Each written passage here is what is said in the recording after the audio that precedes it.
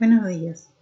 A través de este video vamos a desarrollar la primera parte de la unidad temática 1 correspondiente al espacio Principios de Ecología.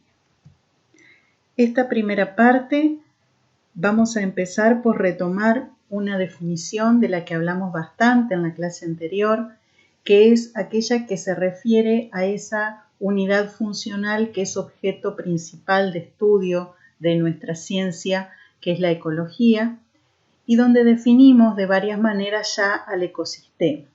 Básicamente debemos recordar que se trata de esa unidad funcional en la que factores bióticos y abióticos se interrelacionan en un constante flujo de energía y materia, donde todos elementos componentes e interrelacionados cumplen un rol principal e imprescindible en esa unidad funcional, y que para ello se estructuran de una forma jerárquica sobre la cual profundizaremos más adelante, y que dado el ambiente en el que se desarrolle, puede tratarse de ecosistemas acuáticos o terrestres fundamentalmente. También hicimos hincapié en la clase anterior que cuando hablamos de una unidad de este tipo, de un ecosistema, podemos referirnos a una escala de observación muy amplia de ecosistemas regionales, que podemos hablar, como dijimos, de ecosistemas terrestres o inclusive marinos por debajo del agua del mar, que podemos hablar de ecosistemas con un jardín, como ustedes describieron perfectamente a través de su participación, o inclusive que podemos hablar de un ecosistema dentro de un pequeño frasco. Todo eso está dado porque cuando hacemos un análisis de tipo ecológico, ustedes recordarán, es quien hace el estudio, quien pone los límites de ese ecosistema y a partir de allí define componentes, interacciones, entradas, salidas, todo lo que hablamos la semana pasada, reforzando la idea de que la ecología es una ciencia que estudia sistemas. Específicamente cuando nos referimos a un ecosistema dijimos que está compuesto por dos tipos de elementos que en general los podemos clasificar como factores bióticos y abióticos. Dentro de lo que son los factores abióticos, que van a ser el tema principal de este desarrollo, nos vamos a encontrar con todos esos factores físicos y químicos que constituyen lo que a nivel de ecosistema llamamos el biotopo. Toda esa conjunción de factores físicos y químicos inanimados constituyen el biotopo que condiciona y modela el desarrollo y las interacciones de los factores bióticos. Entonces, repasando, denominaremos factores abióticos a todos aquellos elementos que pertenecen y funcionan dentro del ecosistema, que son inanimados, que pueden ser físicos o químicos y que tienen la capacidad de modelar el ambiente y la evolución de los factores bióticos. Mientras tanto, los factores bióticos constituirán lo que llamaremos biocenosis, esa red de factores bióticos o de factores vivos es lo que llamamos biocenosis dentro del ecosistema. Ahí vamos a incluir a lo que es flora, fauna, los microorganismos terrestres o acuáticos. Tenemos en cuenta, como ya dijimos, que todo este tipo de seres vivos se organizan en unidades más complejas, que son las poblaciones y comunidades, y que se interrelacionan constantemente dentro del ecosistema a través de flujos de materia y energía, con lo cual le dan la integración a la unidad principal. Ya yendo a meternos en lo que es la descripción de los factores abióticos, vamos a hablar primero de un gran grupo que está contenido en un conjunto que denominamos atmósfera. En ese conjunto vamos a encontrar como factor determinante y casi modelador de todos los demás a la radiación, que como ustedes saben es un factor que afecta en forma diferencial a las distintas partes del globo terráqueo, dado por la inclinación que presenta el eje de la Tierra con respecto al Sol y dado también por los movimientos de rotación y traslación del planeta Tierra.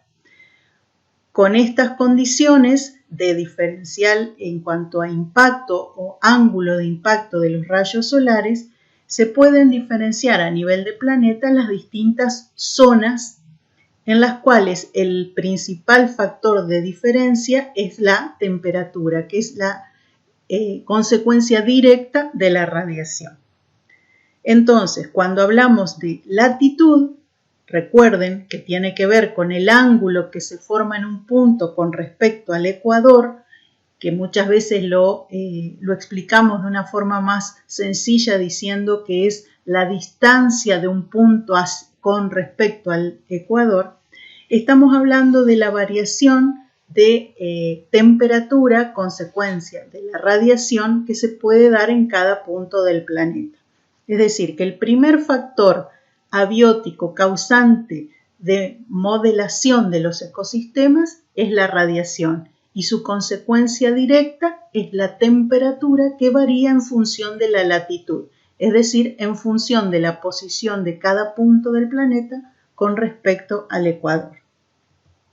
Otro de los factores que también inciden en lo que es la definición de ese ambiente que va a modelizar a cada ecosistema es la altitud, porque el efecto de la altitud, es decir, de la altura con respecto al nivel del mar, es que también provoca variaciones de temperatura.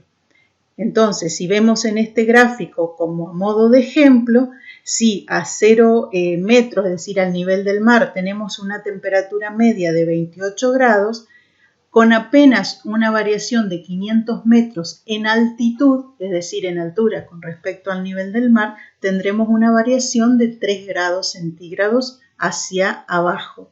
Y así sucesivamente a medida que vamos ganando altitud, vamos perdiendo temperatura. Por lo tanto, todo lo que tiene que ver con la definición de la biocenosis va a ser afectada por este factor abiótico de variación de temperatura. Y ahí es donde se combina directamente con el relieve, es decir, con la forma que adquiere la superficie de la Tierra. Relacionado con toda esta serie de factores, sumado a los vientos que se originan a nivel planetario por los centros de presión en los mares, tenemos como consecuencia el régimen, volumen e intensidad de las precipitaciones en los distintos grupos climáticos a nivel planetario. Todo este conjunto de factores abióticos que ustedes van a desarrollar profundamente en lo que es la asignatura Meteorología Aplicada es lo que nos definen a nivel de ecosistema el ambiente. Ese ambiente es el que va a condicionar el desarrollo de la parte viva o de la biocenosis del ecosistema. Por supuesto, cuando hacemos estas descripciones de lo que son los principales factores y sus variaciones a nivel de la Tierra, del planeta, estamos hablando de una escala macro que nos define, por lo tanto, la distribución de los climas en el mundo. Esta descripción de las zonas climáticas a nivel de los continentes la pueden profundizar en el material que les dejamos de apoyo para esta unidad. Ahora bien, ¿qué pasa cuando nosotros hablamos de nuestro jardín o de nuestro sistema jardín en relación con los factores abióticos que se reúnen en ese grupo que llamamos atmósfera y que tienen fundamentalmente que ver con el desarrollo del aspecto meteorológico de nuestro jardín?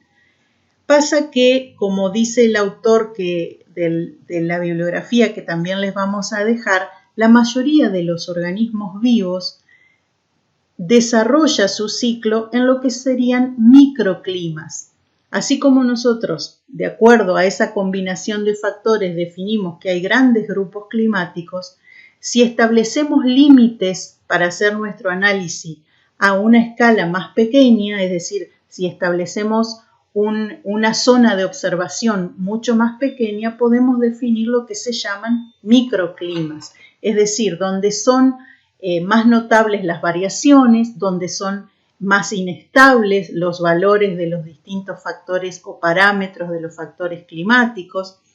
Entonces, en ese gráfico que les estoy mostrando en este momento, se puede diferenciar lo que es la variación solamente de un factor, que es la temperatura, tomando en cuenta distintas zonas en un radio pequeño, entre la ciudad, la zona industrial y la zona rural. Y ustedes ven y lo viven cada día, que cuando es principalmente en los meses más calurosos, se nota que siempre estamos viviendo con mayor temperatura en la zona urbana, donde hay más concentración de cemento, donde hay menos arbolado, donde hay menos corrientes de viento, y que esa temperatura va bajando a medida que nos vamos acercando a la zona rural.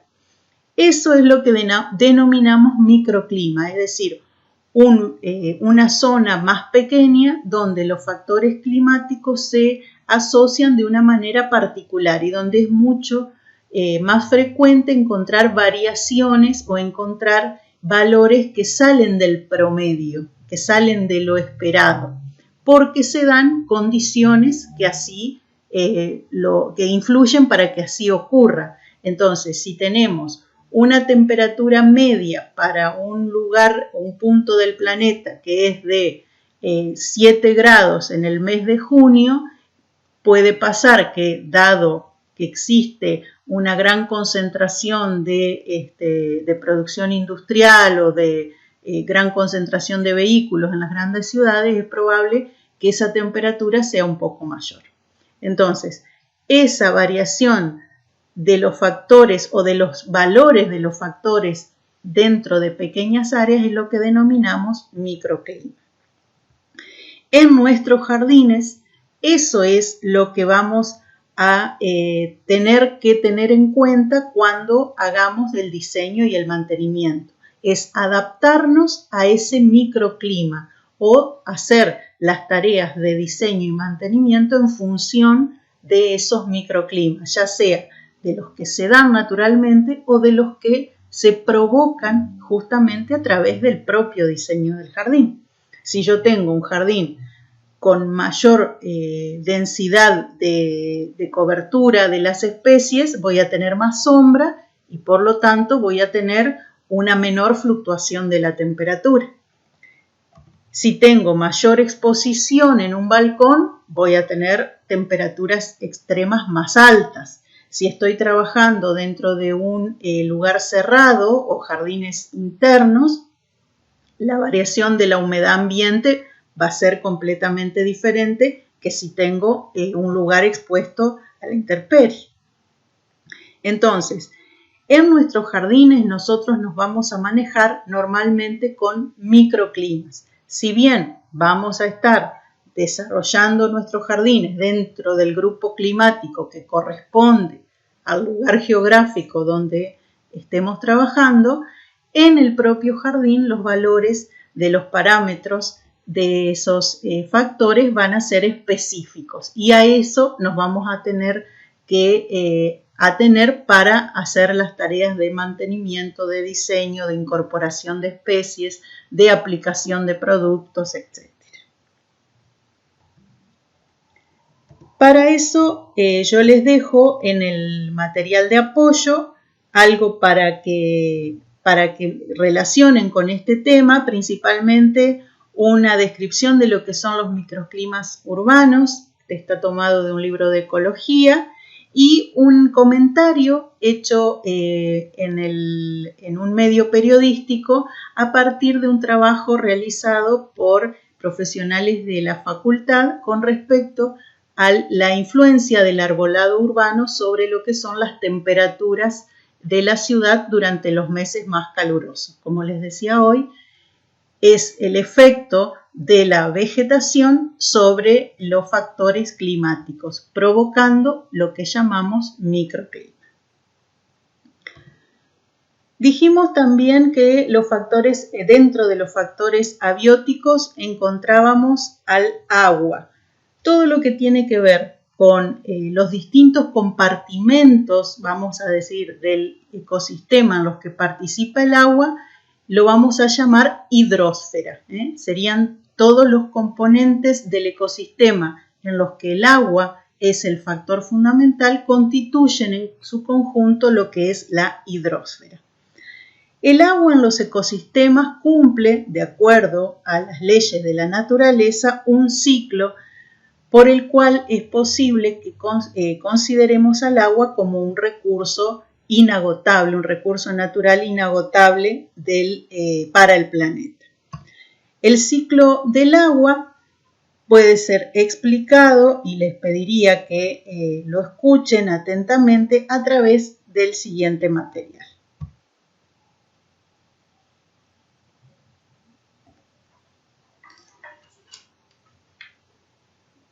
Hablemos un poco del ciclo del agua. Seguramente ya lo conocen. De hecho, formamos parte del ciclo del agua cada momento de nuestras vidas, aunque tal vez no nos demos cuenta. Pero vamos a ver. Empecemos con la evaporación. Podemos empezar con la superficie del océano, o en este río, o en este lago. Y en cualquier momento hay agua evaporándose de la superficie. Algunas de las moléculas de agua que se encuentran en estado líquido tienen la energía suficiente para escaparse y pasan al estado gaseoso. Y al agua en estado gaseoso la llamamos vapor. Vapor de agua. Entonces, ese vapor de agua se eleva junto con el aire que se calentó en la superficie por el sol. Y ocurren otras interacciones complejas, pero conforme se eleva y conforme su temperatura total se enfría, ese vapor de agua se condensará en pequeñas gotitas. Se condensará alrededor de pequeñas partículas de polvo y aire que incluso no podemos ver con nuestros ojos. Y así se formarán las nubes. Entonces, estas son pequeñas gotitas. Y después, el agua regresa al estado líquido. Todavía no son moléculas de agua individuales, pero puede interactuar consigo misma y se condensa alrededor de partículas microscópicas de polvo para formar esas gotitas de agua. Y miren, si se encuentran lo suficientemente frías, también se pueden formar pequeños cristales de hielo. De todo eso están hechas las nubes. Y podemos ver que antes de eso se habla de transporte. Miren, tenemos a las nubes y, por ejemplo, si ahorita nos asomamos por la ventana y observamos las nubes, podemos ver que se mueven con el aire. Entonces, con el aire se van moviendo todas estas gotitas de agua. Y cuando esas gotitas pesen lo suficiente, se precipitarán, es decir, se caerán. Ahora, puede que precipiten de regreso a donde empezaron. Pueden regresar al océano. O también puede que caigan en una montaña y en este caso, como el aire es muy frío, si tenemos las condiciones adecuadas, la precipitación podría ser nieve y mantenerse como nieve o hielo. Pero en algún momento, una parte de eso se calentará. Así que un poco de esta nieve se derretirá y entonces ocurre el escurrimiento de deshielo, que es lo que vemos aquí. Ahora, si la lluvia cae en esta área, supongamos que aquí no hace suficiente frío como para que el agua se convierta en nieve, estamos hablando de lluvia. Y bueno, la mayoría de esa agua se filtrará por la tierra. Entonces, la mayor parte se va hacia abajo. Ok. Y aquí podemos ver estos ríos y lagos y podemos decir, oh, hay mucha agua aquí, pero resulta que debajo de la tierra hay todavía más agua. Bueno, y obviamente en el océano. Entonces, tenemos toda esta agua que forma los mantos acuíferos subterráneos. Pero un poco de eso también termina en estos lagos. Y los lagos existen en lugares donde el suelo, ya sea que esté saturado de agua o que se encuentre en el tipo de rocas adecuadas para que el agua no se filtre. Y de forma similar, los ríos se forman por el deshielo. El escurrimiento de deshielo puede formar ríos y generalmente si ven un arroyo o un río cerca de su casa, especialmente cuando llueve, es una buena señal de que las aguas subterráneas están saturadas. Entonces, el agua corre por el río. Así que en general ese es el ciclo del agua. Primero se evapora y después se condensa en las nubes hasta que en algún momento se precipita. Una y otra vez. Y claro, también intervienen otras cosas, como por ejemplo tenemos a las plantas. Y las plantas absorben un poco de agua del subsuelo, tan lejos como llegan sus raíces, y usarán esa agua para transportar los nutrientes desde el suelo hasta sus hojas. Y también usan el agua como parte del proceso de fotosíntesis, proceso que hemos estudiado en otros videos. Y después, mucha de esa agua se transpira. Esta es la transpiración, que simplemente es la evaporación del agua en las hojas. Y por acá tenemos la palabra sublimación, que es el cambio de estado de agua sólida, hielo, a gas, es decir, vapor de agua. Esto sucede en situaciones en las que hace mucho frío, el ambiente está muy seco y que además generalmente existe una presión baja. Entonces, en lugar de pasar al estado líquido, las moléculas de agua se transforman directamente en vapor de agua. Y bueno, claro, nosotros también formamos parte del ciclo, pero ¿de qué forma? Bueno, nosotros ingerimos un poco de esta agua dulce y la mayor parte de nuestro cuerpo es agua. Las células de nuestro cuerpo contienen 70% de agua y para todo lo que estudiamos en biología, el agua es un medio muy importante para que todas las cosas puedan ocurrir. Entonces, nosotros usamos esa agua y después la sacamos de nuestro cuerpo. Y así, una y otra vez, es como formamos parte de este ciclo. Ahora, algo que me parece muy interesante, como organismos que dependemos del agua dulce, bueno, cuando decimos agua dulce, estamos hablando de agua sin sal, diferente del agua salada. Nosotros realmente necesitamos el agua dulce que hay en este lago o en este río, e incluso podemos cavar pozos para obtener el agua de los acuíferos. Pero resulta que solo una pequeña parte de toda el agua en el mundo es agua dulce. Miren, quiero enseñarles esto. Yo siempre lo supe, pero no me había dado cuenta de qué tan pequeña es la proporción de agua dulce del planeta. Vamos a ver. De toda el agua que existe en nuestro planeta, el 97.5% es agua salada. La mayor parte se encuentra en los océanos, pero solamente el 2.5% es agua dulce. Y de ese 2.5%, muy poco se encuentra en lo que normalmente asociamos con el agua dulce, es decir, los ríos y los lagos. Cuando pienso en agua dulce, me imagino un río o un lago, agua que generalmente podemos beber. Pero la mayor parte del agua dulce en realidad se encuentra en los glaciares y en las capas de nieve permanentes.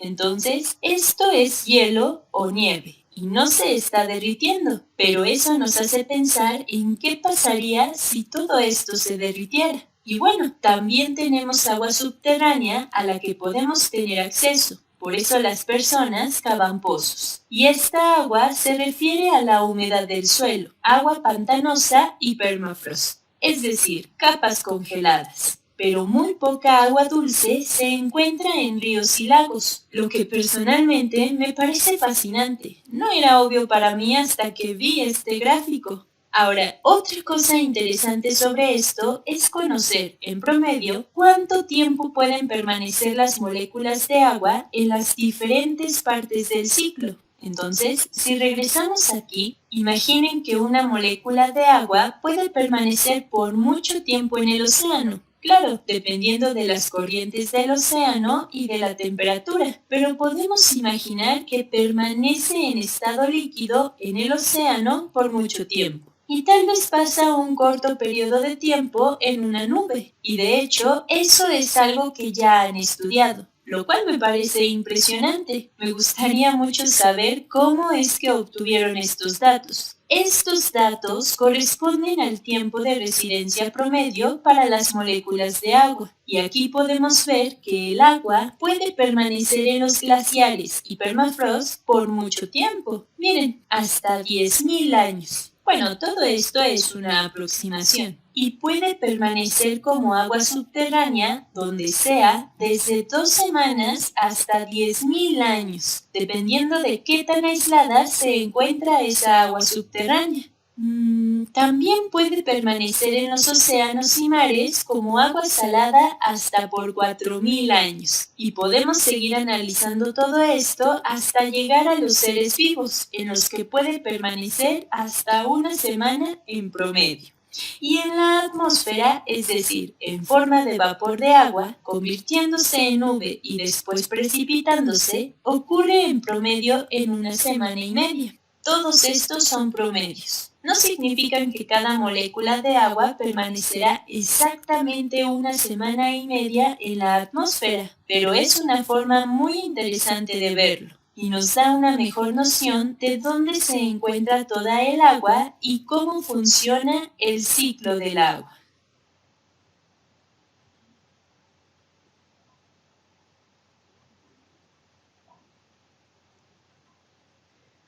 Bueno, una vez que ya hemos explicado este ciclo del agua, que seguramente ustedes ya conocían por estudios anteriores, la idea era que recordáramos cómo es naturalmente el camino de las moléculas de agua en la naturaleza.